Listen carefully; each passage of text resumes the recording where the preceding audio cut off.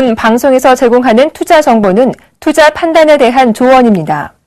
방송에서 제공하는 주식의 가치, 가격 상승 및 가격 하락에 대해서는 방송사에서 보장하지 않습니다.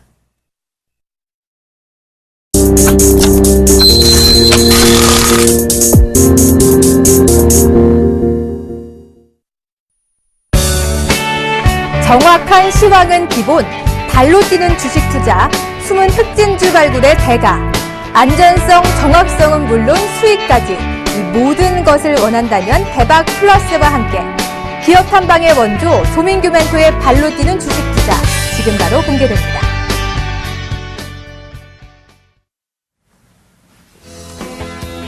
네, 시청자 여러분 안녕하십니까?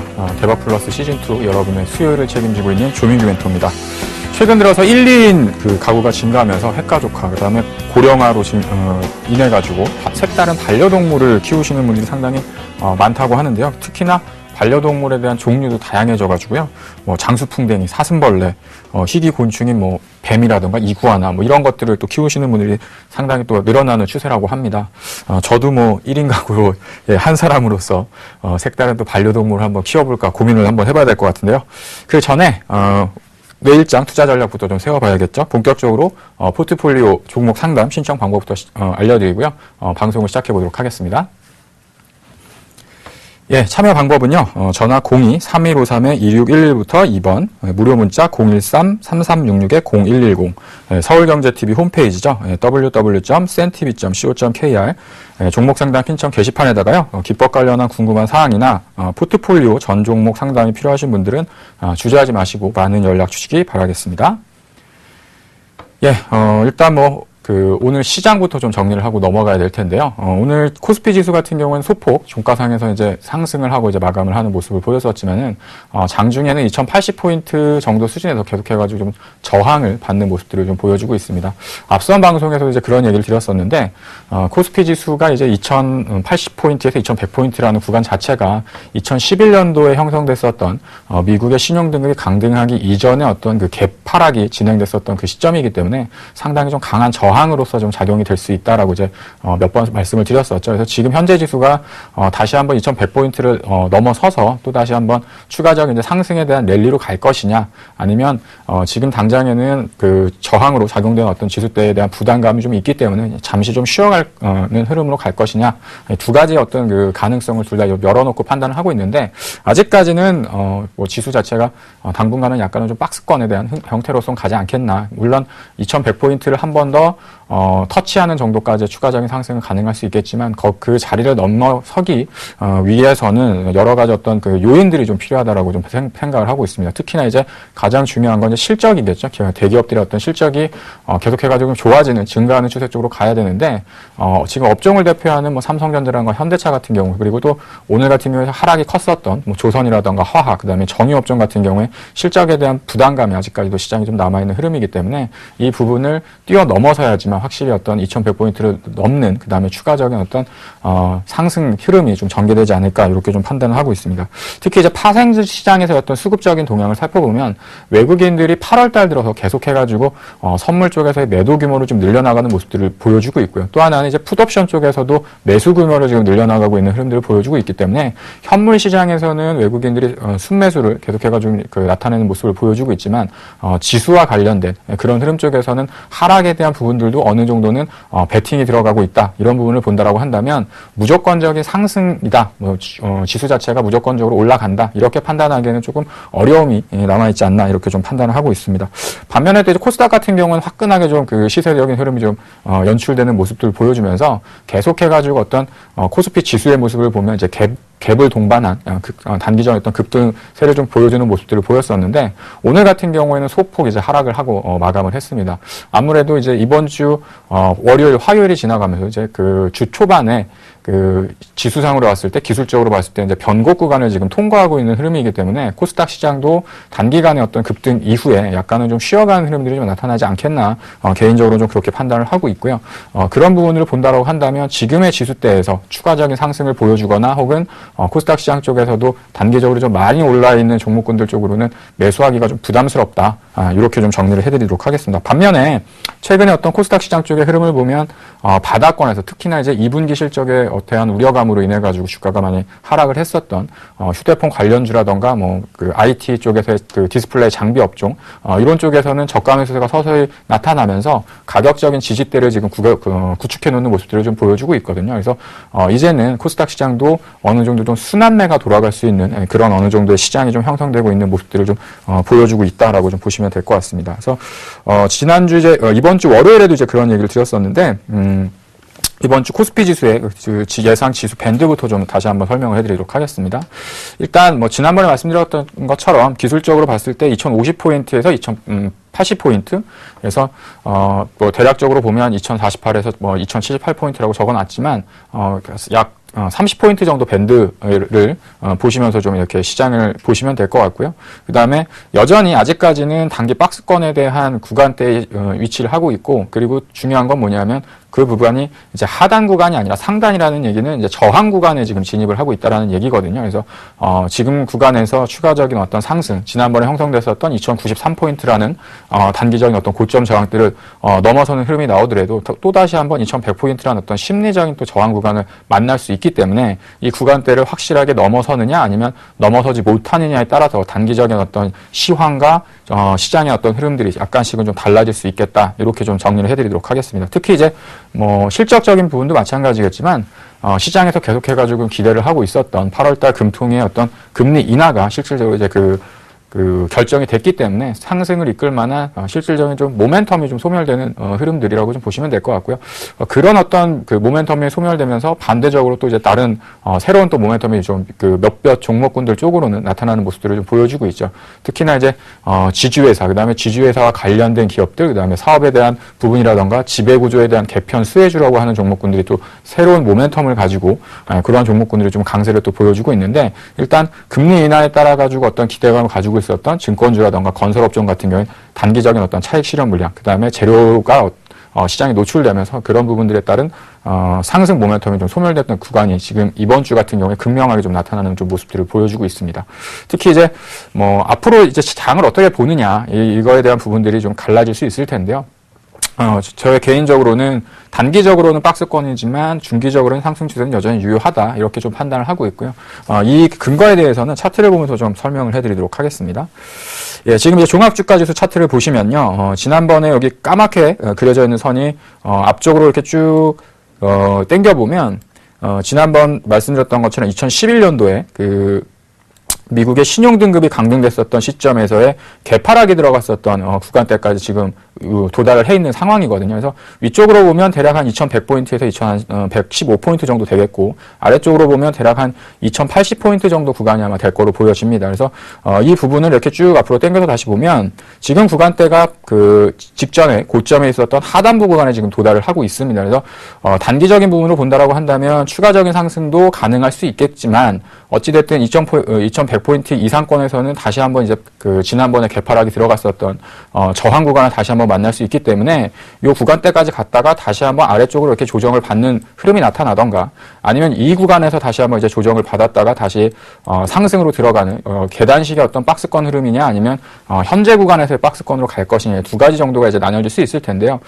방송을 보시는 분들이 이제 그런 얘기들 많이 하세요. 앞으로 장이 계속해가지고 상승으로 갈 겁니까? 아니면 지금 뭐 2100포인트 근방에 왔기 때문에 앞으로 좀 조정이 나타나서 어느 정도 좀 시세가 끝난 게 아니냐, 뭐 이렇게 얘기를 하시는 분들이 계신데, 일단 지수 자체는 70포인트, 80포인트 이 정도 구간에 와 있지만 종목군들의 흐름을 보면 오늘 같은 경우에도 뭐 실적의 우려감으로 인해서 종목군들이 좀 급락했었던 종목군들도 많이 발생을 했거든요. 그래서 사실상 이제 그 종목군들 같은 경우에는 기업의 어떤 기본적인 내재 가치에 비해 가지고 상당히 좀 저평가 국면으로 이제 진입을 하고 있습니다. 그런 종목들 같은 경우에는 단기적인 어떤 수급 악화라던가, 뭐 최근 들어서 뭐 ELS 노겐이라던가 뭐 이런 얘기도 많이 들어보셨을 텐데, 그런 어떤 수급적인 부분이 끝난다라고 한다면 본질적인 실질적인 내재 가치를 찾아서 주가가 어느 정도 반등 국면으로 나타날 수 있다라고 보고 있고요. 그래서 중기적인 이제 상승 흐름이 나타나진다라고 그 판단을 하고 있는 이유는 뭐냐면 지수는 올라왔지만 종목군들은 과거에 비해서 상당히 싼 종목군들이 좀 많이 있기 때문에 그 종목군들이 어느 정도 좀 바닥을 다지고 다시 한번 바닥권에서부터 이렇게 돌아서는 흐름을 보여준다고 한다면 충분히 지금 장에서 있어서도 추가적인 지수 상승은 좀 나타날 수 있다. 다만 이제 앞서서 말씀드렸던 것처럼 이번에 상승이 들어갔을 때 그 지난번에 고점이었던 2093포인트 혹은 2080포인트대를 돌파하지 못하는 경우가 된다라고 한다면 다시 한번 좀 차트를 보면서 그 부분을 좀 설명을 해드리도록 하겠습니다.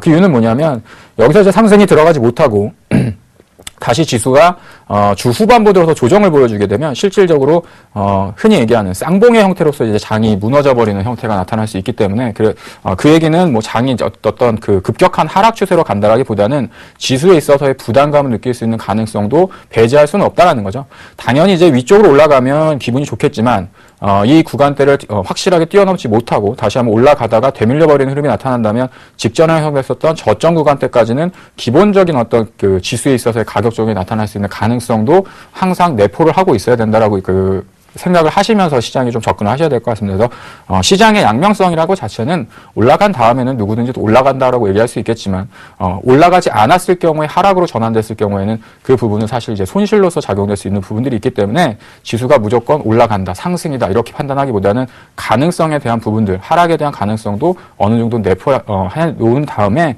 지금의 어떤 시장을 한 번 정도는 다시 한번 체크를 해보실 필요가 있지 않나 이렇게 좀 정리를 해드리도록 하겠습니다.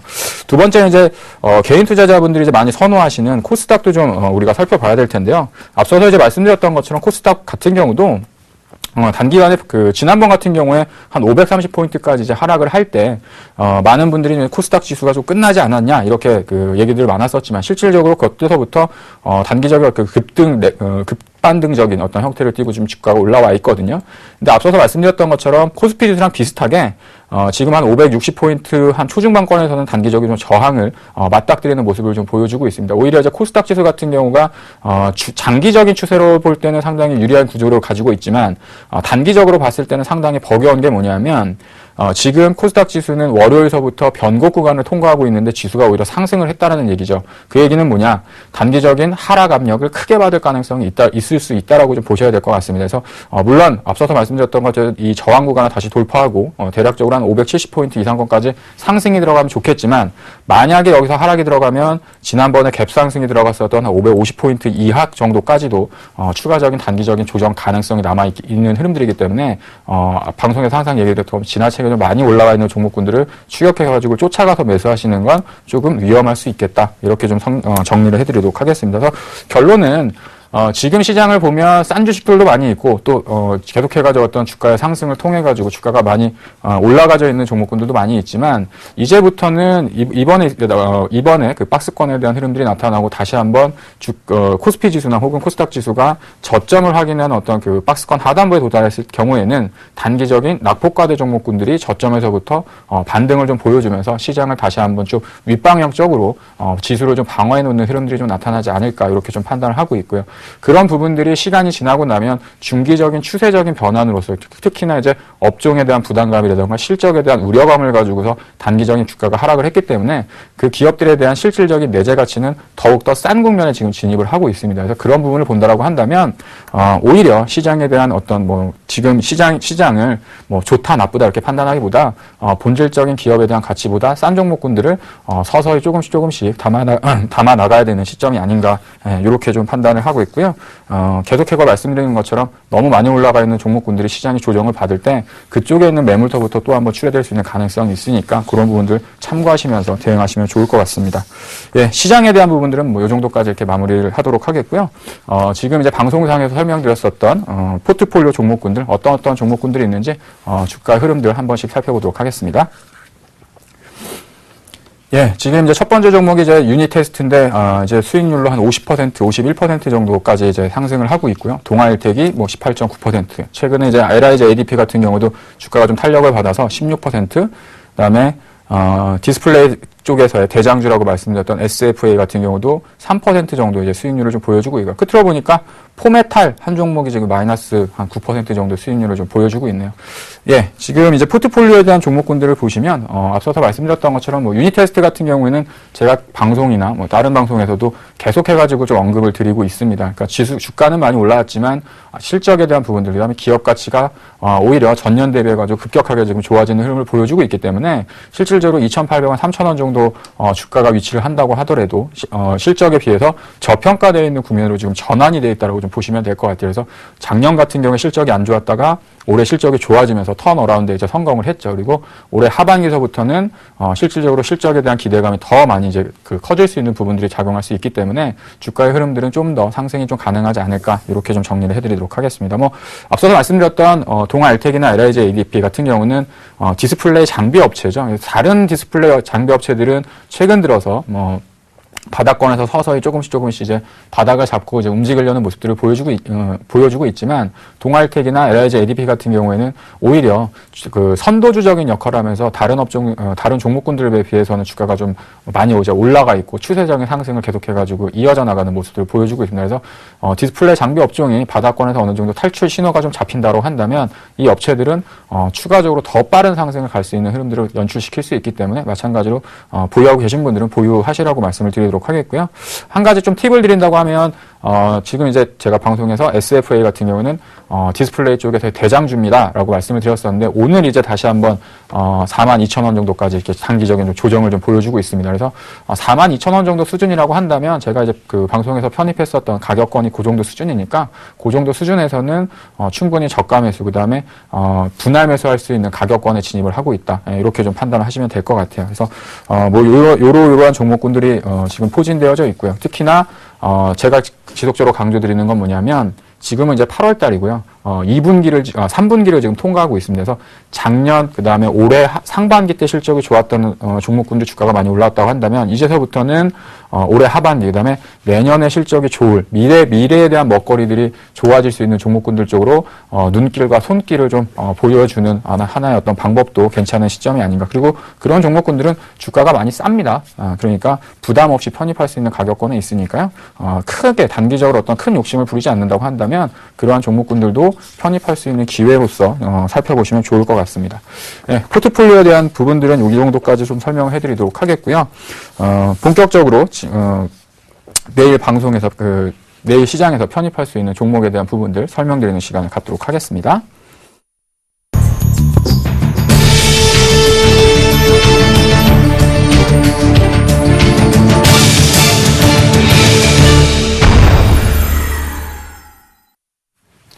예, 오늘 이제 방송에서 설명드릴 기업도 과거에 한번 방송에서 이제 기업 탐방을 해드리면서 이 기업이 어떠한 사업을 하고 있고 간략하게 한번 설명을 드렸던 기업입니다. 근데 실질적으로 최근에 어떤 시장의 흐름들을 보면 2분기 그다음에 상반기 실적이 안 좋아가지고 주가가 이렇게 하락했었던 종목군들이 서서히 이제 바닥 국면에서 그 바닥을 잡고 어느 정도 지금 주가들이 돌아 나가는 모습들을 지금 보여주고 있거든요. 그래서 아마 2분기 실적은 상대적으로 좀 불확실한 부분들이 있었기 때문에 2분기 실적이 안 좋았다라고 한다면 이제 3분기 그다음에 앞으로 이제 4분기 그래서 천천히 실적이 좋아질 수 있는 어떤 그런 기대감이 서서히 좀 바뀌는 시점이 됐다라고 좀 판단을 되어지고요. 그래서 이번에 말씀드린 종목도 그와 관련된 기업이라고 좀 보시면 될 것 같습니다. 예, 오늘 설명드릴 종목은요. 지난번 방송에서 한번 설명드렸었던 우주 일렉트로라는 기업에 대해서 다시 한번 설명을 좀 해드리도록 하겠습니다. 예, 첫 번째로 이제 우주 일렉트로 같은 경우에는 2004년도 1월달에 이제 코스닥에 상장을 했으니까 대략적으로 코스닥 상장한 지 한 10년 정도 된 상당히 좀 전통적인 우량 기업이라고 좀 보시면 될 텐데요. 뭐 사업부 같은 경우에는 모바일용 커넥터 이런 부품들을 만드는 사업을 영위를 하고 있습니다. 그래서 뭐 모바일 커넥터뿐만 아니라 TV에 들어가는, TV용 커넥터라던가, 그다음에 자동차에 들어가는 자동차용 커넥터를 이제 만드는 기업이라고 보시면 될 것 같고요. 기업에 대한 내용이나 상세한 품목 자체는 상당히 좀 단순한 어떤 그런 모델을 가지고 있는, 아이템을 가지고 있는 회사지만, 이 회사가 앞으로 추격해 나가고, 앞으로 성장해 나가는 어떤 방향성에 좀 주목을 하시면, 다른 기업들, 다른 핸드폰, 기업들하고는 약간은 좀 다른 비전을 좀 가지고 있는 기업이다라고 좀 보시면 될 것 같습니다.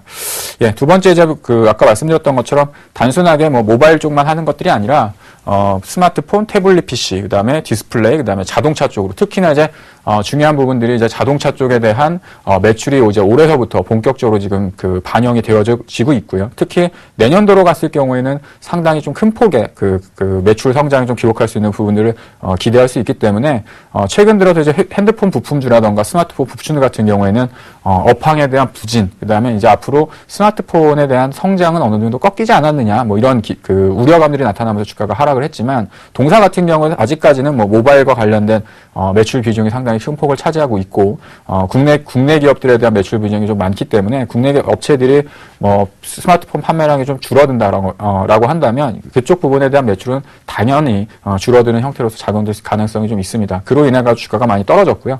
반면에 지금 이 회사 같은 경우에는 다른 기업들과는 틀리게 자동차와 관련된 부품 쪽으로도 계속해가지고 매출이 조금씩 늘어나는 구조를 가지고 있고, 또 하나는 이제 중국 쪽 매출이 계속해가지고 늘어나는 구조를 가지고 있으니까 국내 쪽, 그 다음에 해외 쪽, 그 자동차 쪽에 대한 그 매출에 대한 다변화를 통해 가지고 지금 현재 있어서 핸드폰 부품주들이 겪고 있는 어떤 힘든 구간대를 극복해 나갈 수 있는 가능성이 큰 기업이다라고 말씀을 좀 드리도록 하겠습니다.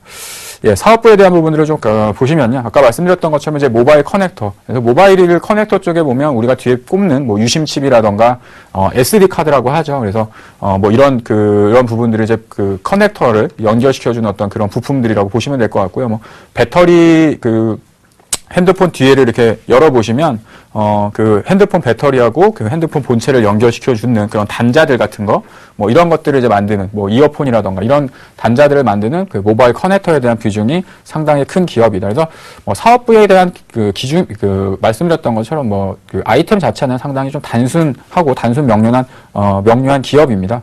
근데 지금부터 이제 좀 본격적으로 보셔야 되는 건 뭐냐면, 지금 다른 기업들 같은 경우는 삼성전자가 이제 베트남에 진출을 하면서 베트남에 지금 제1, 2 공장 핸드폰 가장 큰 그 생산 기지를 지금 구축을 해놨죠.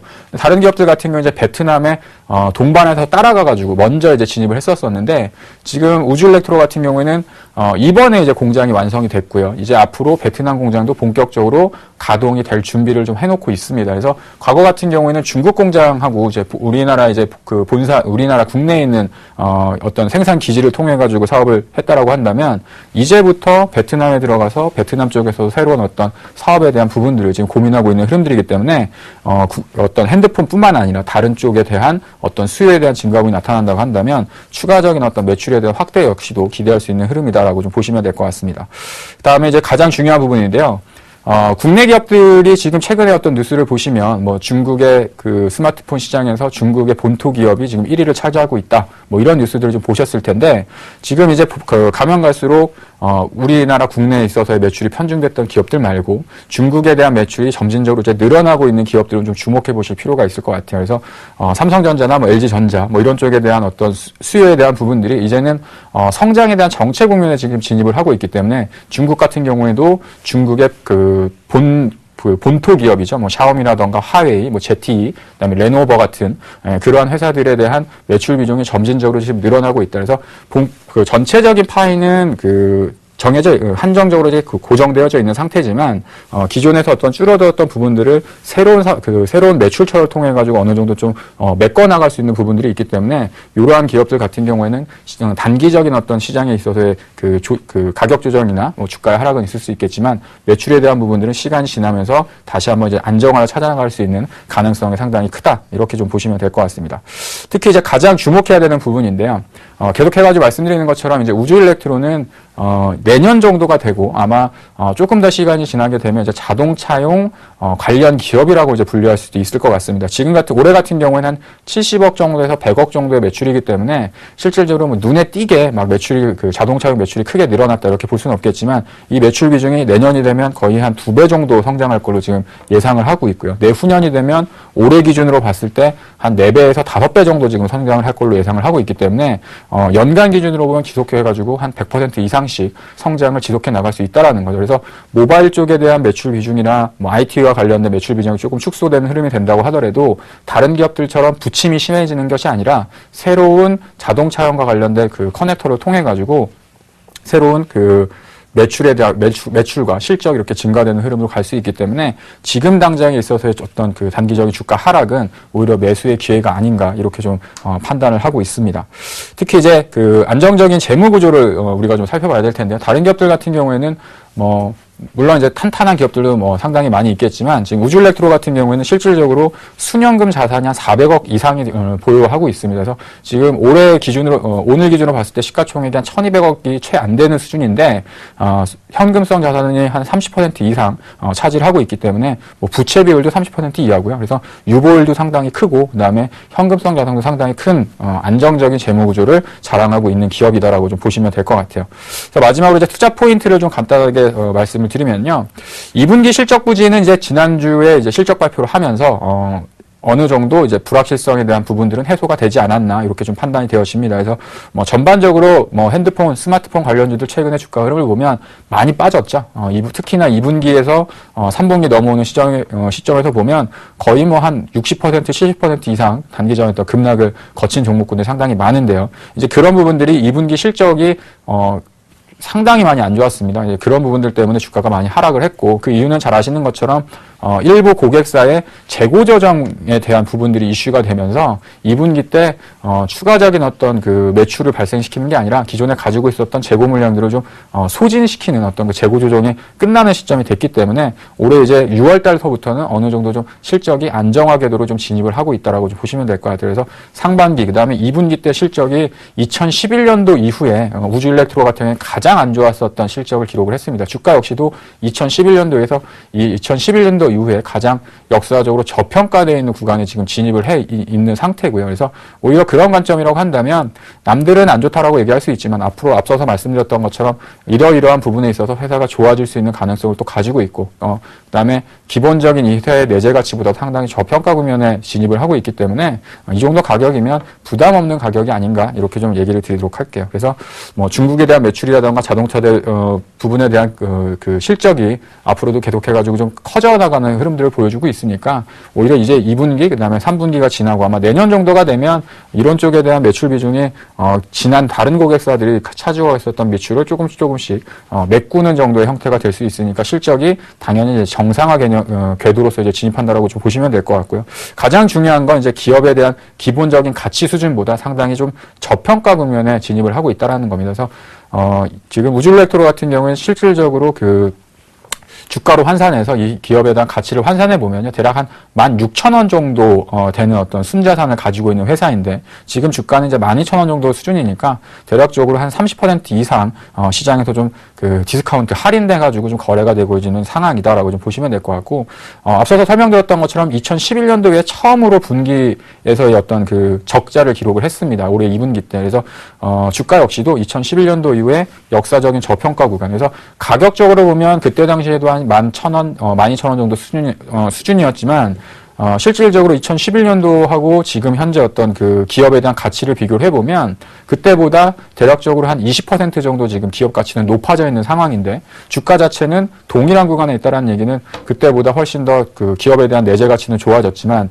주가 형태는 좀 낮은 그래서 역사적인 저평가 구간에 진입을 하고 있다라고 좀 보시면 될 것 같아요. 그래서 지금 이 기업이 내일 당장부터 급등을 한다 이렇게 판단하시기보다는요 지금 가격은 무난히 어느 정도 좀 싼 구간에 있고 이 정도 구간에서 사놓으면 3개월 혹은 조금 더 시간 이후에 20% 30% 이상의 어떤 수익률은 추가적인 달성이 가능하지 않을까 이렇게 좀 말씀을 드리도록 하겠습니다.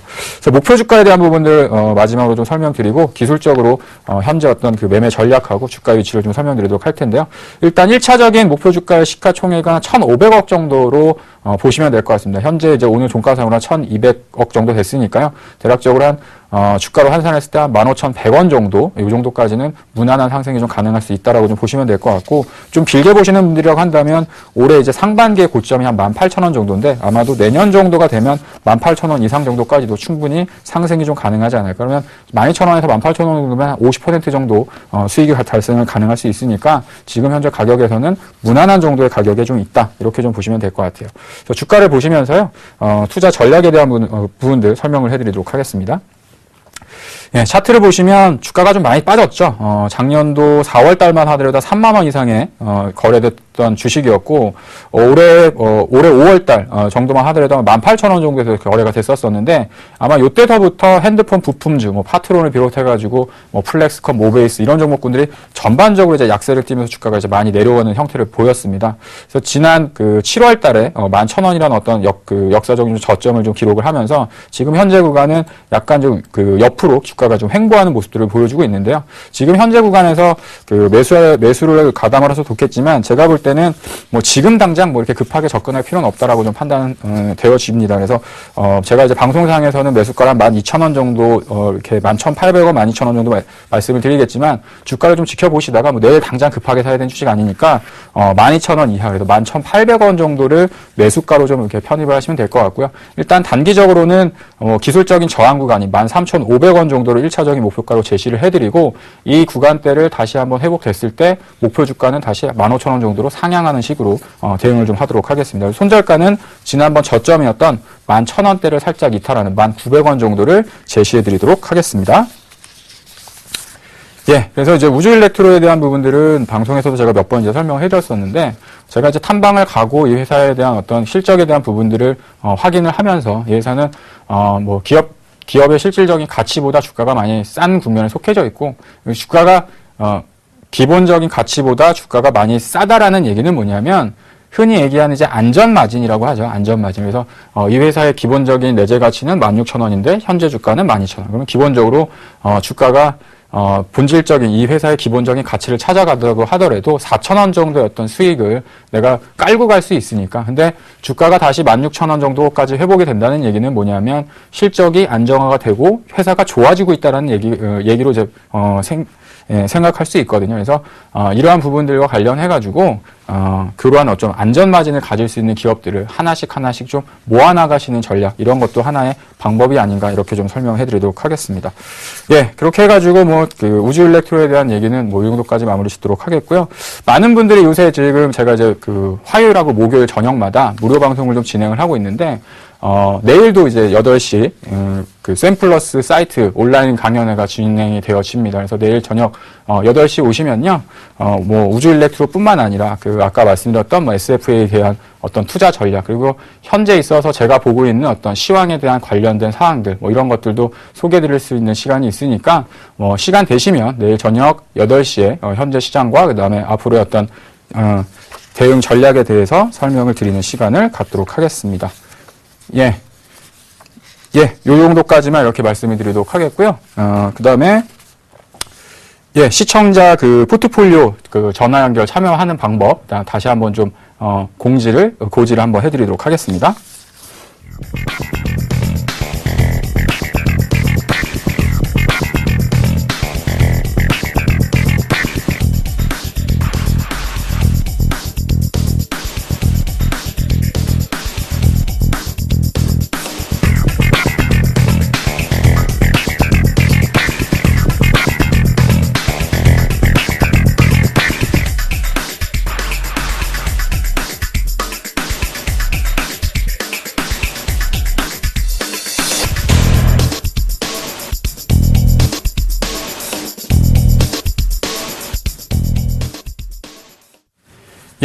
본격적으로 이제 시청자분이 가지고 있는 포트폴리오 점검을 한번 해보도록 할 텐데요.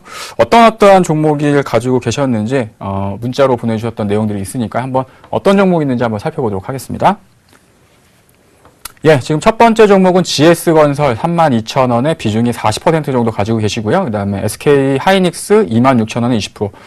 SK하이닉스는 상당히 싸게 사셨네요. 그래서 포스코가 324,000원에 20%, 기업은행이 15,900원에 20% 정도, 그래서 4종목 정도를 가지고 계시고, GS건설 비중이 상대적으로 조금, 높은, 구간에 좀 위치를 하고 계시네요. 그래서, 전반적으로 제가 포트폴리오에 대한 종목을 보니까, 대형주, 그다음에 대형 우량주, 우리가 특히 이름만 듣더라도 익숙하게 좀 알 수 있는 그런 종목군들 위주로 좀 투자를 하셨던 분이 아닌가 이렇게 좀 판단이 되어집니다. 그리고 제가 이렇게 종목에 대한 가격이라던가 매수해야 됐던 가격을 보면 언제쯤 매수하셨는지를 이제 알 수가 있으니까, 그래서 가격적으로 보니까 상당히 좀 매매를 잘 하시는 것 같아요. 그래서 뭐 지나치게 높은 구간에서 하시는 게 아니라 어느 정도 좀 상승이 들어간 이후에 약간 좀 눌림목이 진행되는 구간에서 좀 매수를 하셨던 분 같아서 아무래도 좀 투자를 하셨던 좀 경험이나 경력이 좀 되시는 분이 아닌가 이렇게 좀 생각이 되어집니다. 그래서 종목에 대한 부분들 이제 하나씩 좀 살펴보면서요. 종목에 대한 대응 전략을 좀 말씀드리도록 하겠습니다. 일단 GS건설부터 한번 좀 살펴보도록 할 텐데요.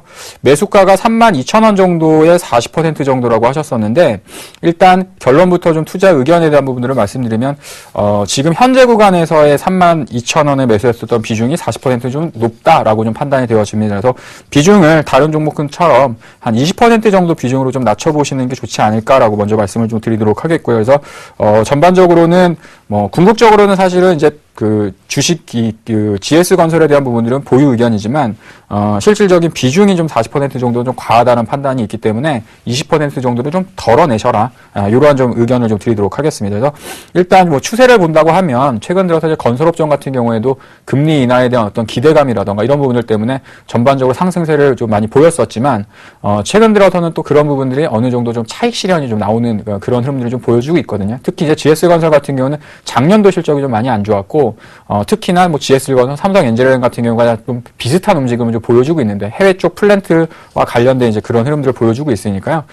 이 기업에 대한 부분이나 뭐 가격이 부담스러워서가 아니라 지금 가지고 계셨던 그 비중 자체가 상대적으로 좀 높았기 때문에 비중 축소에 대한 의견을 말씀드린 거고요. 그래서 목표가는 한 4만 원 정도를 말씀을 드리도록 하겠습니다. 지난번에 형성됐었던 고점이 한 41,750원 정도 되니까 충분히 한 4만 원 정도까지는 도달이 가능하지 않을까 이렇게 좀 판단을 하고 있고요. 아무래도 뭐 GS건설 같은 경우에도 추가적인 상승은 가능할 수 있겠지만 작년 실적에 대한 좀 부담감이 아직까지 좀 남아있는 상황이기 때문에 4만 원 정도를 일단 1차적인 목표가로 말씀을 드리겠고요. 손절가는 34,500원 정도를 좀 제시를 해드리도록 하겠습니다. 그래서 34,500원이란 가격은 지난번에 이제 상승이 들어갔을 때 그 중요한 가격적인 지지 구간이 될 수 있겠죠. 그래서 지금 현재 구간은 고점에서부터 약간 쉬러 내려오고 있는 구간에 있으니까 이 정도가 만약 이탈되게 되면 다시 한번 매수가 정도까지 하락이 나타날 가능성도 있거든요. 그래서 물론 뭐 이 정도 구간까지 안 오면 좋겠지만 이 구간대에서 빨리 이렇게 머리를 들고 올라가지 못할 경우에는 약간의 좀 가격적인 조정 가능성도 있다. 그래서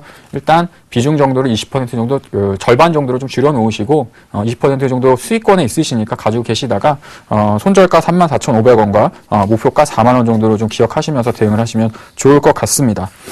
예, 그 다음에 이제 많은 분들이 좀 궁금해 하실 것 같은데요. SK 하이닉스네요. 지난번에 제가 이제 하이닉스 같은 경우에도 48,000원 이상에서는 좀 부담스럽습니다. 라고 이제 계속해가지고 몇 번 말씀을 드렸습니다. 그러니까, 저희 같은 사람들이 이제 방송에서 해드릴 수 있는 역할은 뭐냐면, 이 종목이 위험스러운 구간대까지 진입을 하고 있기 때문에 좀 조심을 해야 됩니다. 주가가 내려온 다음에 얘기하는 건 소용이 없는 거고 주가가 올라오는 흐름이지만 48,000원 이상에서는 좀 부담스럽습니다라고 이제 계속해서 그 말씀을 드렸었는데 그 이유는 뭐냐면 실적에 대한 부분은 좋지만 기본적으로 이제 그 하이닉스에 대한 기본적 가치보다 상당히 좀 부담스러운 구간대까지 기업 가치가 올라와 있는 상황이기 때문에 그 구간대를 넘어서려면 정말 강력한 실적이 나와야 된다. 근데 뭐 반도체 업황이라는 것 자체가 사실은 뭐 거기서 거기죠. 올해 상반기 때 좋았으면 이제 하반기 때는 좀 그거보다는 뭐 비슷하거나 뭐 그 정도의 수준이지 거기서부터 또 50% 뭐 100% 이렇게 좋아질 수 있는 상황은 아니니까. 근데 어찌됐든 5만 원 정도, 5만 2천 원 정도까지 이제 단기적인 고점을 찍고 지금 현재 구간 같은 경우에는 단기적인 낙폭 과대 국면으로 지금 진입을 하고 있습니다. 그래서 뭐 매수가가 2만 6천 원이라고 하셨는데 2만 6천 원이면 작년서부터 주식을 계속해가지고 보유를 해오신 것 같아요. 그래서 가격적인 부분이 워낙에 좀 싸게 사셨던 분이셔서 마찬가지로 보유 의견 말씀드리도록 하겠고요. 다만 지금 이제 아까 말씀드렸던 거 이제 상승이 들어갈 때 한 48,000원. 지금 현재 구간에서는 48,000원보다는 약간 아랫단인 47,500원 정도가 약간은 좀 가격적인 좀 저항을 받지 않을까 이렇게 좀 판단하고 있기 때문에 일단 단기적인 목표가는 47,500원 정도 말씀드리도록 하겠고요. 이번에 형성됐었던 43,000원이라는 저점을 만약에 이탈하게 되면 4만 원 구간까지도 추가적인 조정이 가능할 수 있기 때문에 입절가라고 해야겠죠. 손절가라는 표현보다는 그 수익을 좀 확정시키는 부분은 43,000원 정도, 그 다음에 목표가는 47,500원 정도에서 보유 의견 말씀드리도록 하겠습니다. 예, 세 번째 종목은 포스코네요. 사실 개인 투자자분들이 잘 안 사시는 종목 중에 하나가 이제 포스코인데 보통 개인 투자자분들 같은 경우는 포스코보다는 뭐 현대제철 뭐 이런 쪽에 대한 주가가 형성되는 종목군들을 좀 좋아하시죠. 근데 확실하게 현대제철보다는 포스코의 주가 흐름이 강한 흐름을 좀 나타내주고 있습니다. 여담으로 말씀드리자면 제가 이제 27만 원대 포스코 이렇게 급락했을 때 이런 정도 수준이면 포스코는 그냥 사셔도 무난한 가격입니다라고 했었는데 그때 비교하면 주가가 많이 올라왔어요. 매수하셨던 가격이 32만 4천 원이니까 요 정도 구간에서 지금 매수를 하신 것 같습니다. 그래서 이 정도 구간이라도 충분히 뭐 추가적인 상승이 좀 가능할 수 있다라고 판단을 하고 있고요. 특히나 지금 이제 포스코 같은 경우에는 그냥 뭐 철강 업종이 좋아진다 뭐 이렇게 판단해가지고 주가가 올라오기보다는 본질적인 기업에 대한 어떤 구조 조정 이런 부분을 통해 가지고 주가에 대한 강세 흐름이 또 이어지는 모습들을 보여주고 있고요. 특히 이제 금리 인하와 그다음에 국내 어떤 경기 부양에 따라 가지고 뭐 건설 업종의 수혜주로 분류되기도 하지만 건설 업종이 수혜주가 된다고 한다면 그 안에 들어가는 뭐 철근, 철강 이런 거 만드는 포스코나 뭐 다른 어떤 철강사들도 당연히 수혜가 될 수 있겠죠. 그래서 포스코 같은 경우에는 추가적인 상승이 좀 가능할 수 있다라고 좀 말씀을 드리도록 하겠습니다. 그래서 일단 목표가는 38만 원 정도로 좀 높게 말씀을 드리도록 하겠고요. 그래서 지금 현재 구간은 뭐 시간은 걸릴 수 있겠지만 충분히 38만 원 이상 정도까지도 달성이 가능하다라고 좀 보시면 될 것 같고 궁극적으로 포스코도 마찬가지로 기본적인 그 기업에 대한 가치로 보면 한 42만 원 정도 되거든요. 그래서 1차적으로 한 38만 원 정도 수준 간다라고 하면 약간은 좀 단기간에 좀 많이 올라왔던 흐름들이 있기 때문에 좀 쉬어가는 흐름들이 나타나지 않을까 이렇게 좀 판단을 하고 있습니다. 그래서 매수가는 손절가는 매수하셨던 가격이 32만 4천 원 정도 되니까 매수하셨던 가격을 익절가 정도 그래서 그 정도 수준으로 좀 보시면 될 것 같고 지금 현재 구간으로 보면 그 정도까지는 도달이 안 할 걸로 판단은 되어지고 있는데 어찌됐든 오늘 같은 경우에도 강한 추세를 나타내면서 N자형 파동을 지금 만들어 나가고 있으니까요. 목표가는 한 38만 원 정도 수준을 1차적으로 제시를 해드리도록 하겠습니다. 물론 뭐 시간이 지나면 42만 원 넘어서 갈 수도 있겠지만 일단 38만 원서부터 대략적으로 한 35만 원 구간대까지는 좀 쉬어가는 흐름이 좀 길어질 수 있는 가능성이 있으니까 그렇게 좀 설명을 해드리도록 할게요. 그다음에 끝으로 이제 기업은행이라는 종목이 있는데요. 최근 들어서 또 은행주들의 흐름들이 상당히 좋았었죠. 그리고 특히나 이제 기업은행 같은 경우가 상당히 어떤 시세적인 탄력이 강한 흐름들을 좀 보여주고 있습니다. 그래서 매수하셨던 가격을 살펴보면 15,900원이니까 한 16,000원 한 요 정도 수준에서 지금 접근을 하신 것 같아요. 그래서 하지만 이제 제가 판단하기로는 아주 뭐 높은 수익률을 달성하기에는 좀 부담이 있다. 뭐 잘 아시는 것처럼 은행주라는 어떤 섹터 자체가 약간은 좀 무거운 주식들 중에 하나잖아요. 뭐 KB도 그렇고 신한주주도 그렇고 그런 무거웠던 종목군들이 어떤 금리 인하와 어떤 국내 경기 내수 경기 부양에 따라 가지고 주가가 좀 많이 급등을 했다라고 한다면 어느 정도는 주가에 어느 정도 반영이 좀 됐다라고 좀 판단하시면 될 것 같습니다. 그래서 1차적으로 목표가는 한 18,500원. 물론 뭐 여기서부터 시세가 끝났습니다. 이렇게 판단하고 있지 않기 때문에요. 18,500원 정도까지는 추가적인 좀 상승이 가능할 수 있겠다라고 좀 판단이 되어지는데요. 아무래도 지금 현재 구간에서는 좀 부침은 나타날 수 있는 가능성이 좀 있다라고 좀 보시면 될 것 같고요. 마찬가지로 매수하셨던 가격이 한 15,900원 정도 되니까 매수하셨던 가격을 기준으로 좀 보유해 나가시면 좋지 않을까 이렇게 좀 판단이 되어집니다. 근데 실질적으로 제가 봤을 때 기업은행 같은 경우에는 15,900원을 소폭 하향을 했다가 다시 뭐 종가상으로 하는 16,000원 정도로 좀 지지하는 흐름이 좀 나타나지 않을까. 그래서 지금 이제 매수하셨던 가격 수준을 이제 손절가로 말씀을 드렸지만 종가상으로 좀 확인을 하시면서 대응을 해 나가시면 될 것 같아요. 그래서 전반적으로 GS건설, SK하이닉스, 포스코 현재 시장에서 상당히 좋은 종목군들 위주로 다 포트폴리오에 좀 편입을 하고 계신 것 같고 수익률도 수익률 자체도 전반적으로 다 수익권에 있으시니까 상당히 안정적인 종목을 가지고서 투자를 좀 잘하시고 계신 분이 아닌가 이렇게 좀 생각이 되어집니다. 그래서 일단 수정된 포트폴리오 그다음에 전략에 대한 부분들 다시 한번 화면을 보면서 확인해 보도록 하겠습니다. 제가 제시해드린 전략은요. GS건설은 40% 비중에서 절반 정도 비중을 좀 줄이시는 게 좋겠다. 그래서 목표가는 4만 원과 손절가는 34,500원 정도를 제시를 해드렸고요. 하이닉스는 수익이 워낙에 많이 나고 계시니까 보유를 해 나가시되 이번에는 한 47,500원 정도 목표가가 됐을 경우에는 차익 실현도 한 번 정도는 고려를 해보시는 것도 좋겠다. 이렇게 좀 말씀을 드리도록 하겠습니다. 포스코는 저 역시도 좀 좋아하는 기업이기 때문에 목표가 38만 원 정도 제시를 해드리도록 하겠고요. 손절가는 매수하셨던 가격 정도 요 정도로 이제 보시면 될 것 같고 기업은행 같은 경우도 아직까지는 추세가 상승 추세에 이어지고 있는 흐름이니까 목표가는 18,500원과 손절가는 15,900원 정도 제시를 해드리도록 하겠습니다. 예, 제가 지금 포트폴리오 종목을 보니까 투자를 잘하시는 분 같아요. 예, 아무튼 수익 나고 계시는 거 축하드리겠고요. 나중에 또 기회가 되시면 전화 연결하셔가지고 방송상에서 한번 또 만나 뵙도록 하겠습니다. 예.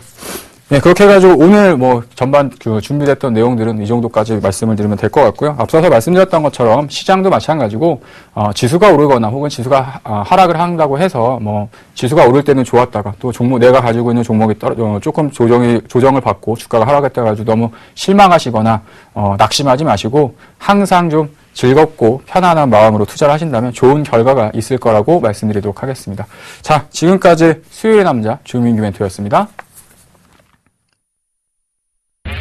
검색창에 샘플러스를 입력하시고 전문가 방송을 클릭하시면 서울경제 특급 전문가들이 여러분의 수익률을 책임집니다.